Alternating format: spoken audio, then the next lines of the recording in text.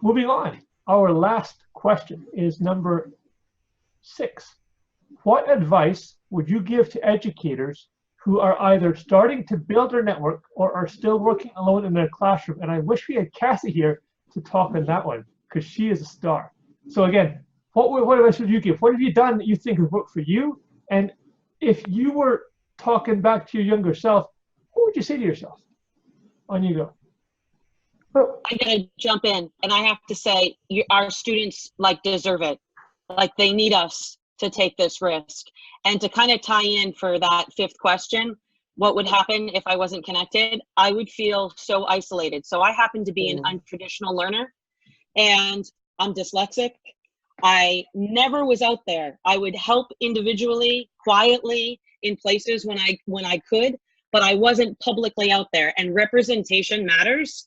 And I can tell you, the community that I have been able to connect with and really start to think about accessibility and inclusion on many different levels, like all different types, all of our students around the world, all different types of learners, they need us.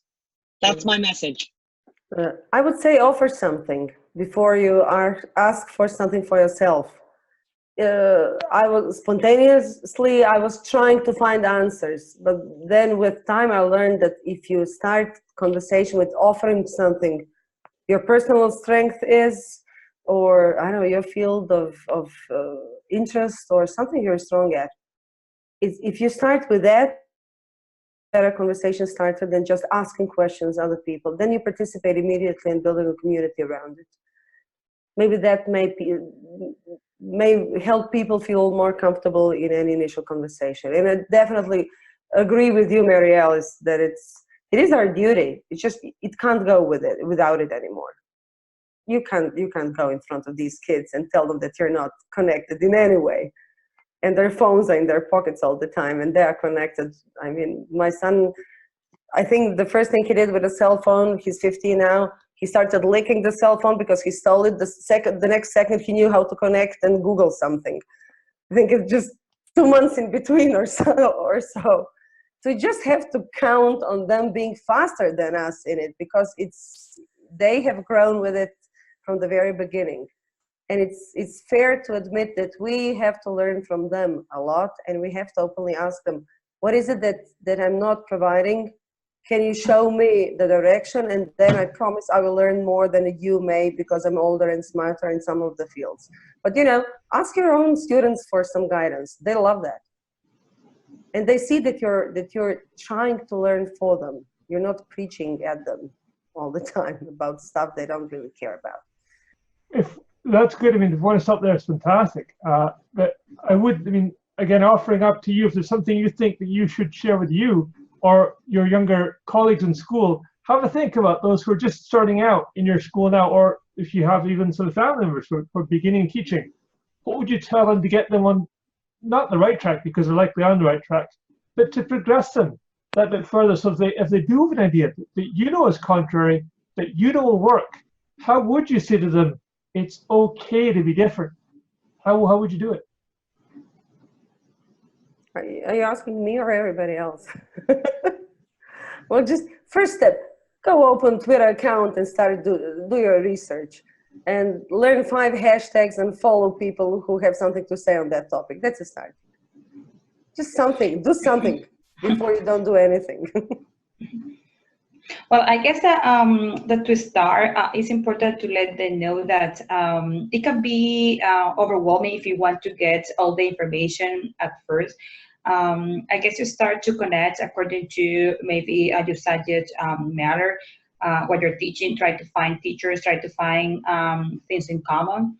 And then you start, I guess, spreading your net, getting into bigger connections. Because that was, from my personal experience, that was what I did at the beginning. I was connecting with teachers in my surrounding area.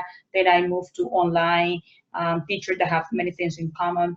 And then that was how I was building my my network. And I sometimes I felt that I wanted to do it all at a time and get all the information, but then I realized that I have to go step by step.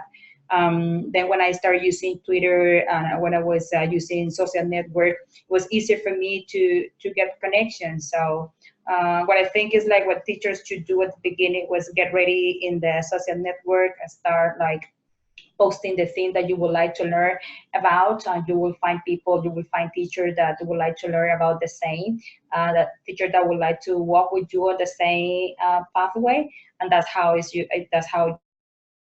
in your networks. Well, I think that this has been wonderful. I think that I'm so grateful to have had time with all of you here and to have met you over the years too. Again, to reiterate, for the next time, we do have an event coming up next month, and I hope that you come by. I hope that you put your weight on there too and show your support, because this has been phenomenal. Also, one little plug to give out to Cassie, because she couldn't be here, but next weekend is something called I Change Global, and it's taking place in the States next week, and it's going to be, again, global as per the name. It's going to be, I think, a day event, again, 24 hours long, which will be people from all around the globe sharing their thoughts and their ideas and speaking like we're doing just now, allowing for a variety of viewpoints and encouraging a wide variety of viewpoints. So please, if that appeals to you, if you're a new educator on your beginning journey, check it out, because it is a magical place to come to.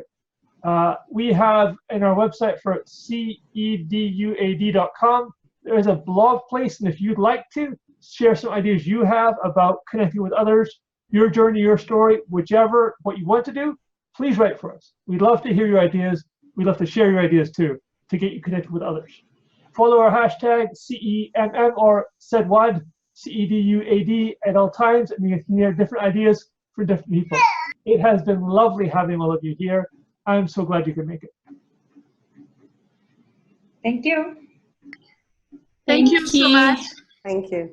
My best last advice to all my colleagues: go and connect with others.